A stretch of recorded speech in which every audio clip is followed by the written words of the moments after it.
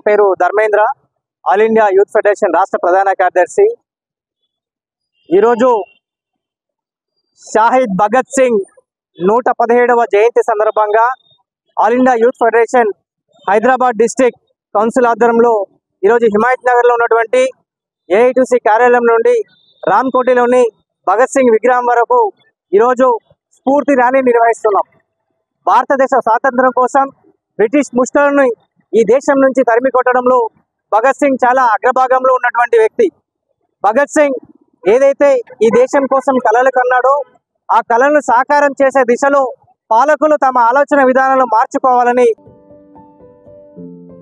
Journalist Kalyan సారథ్యంలో i99 news నిజమైన దృశ్యాలు, నిజాయితీ గల వార్తలు అంటూ మీ ముందుకొస్తున్నాం. సబ్స్క్రైబ్ చేసుకుని ఆశీర్వదించండి.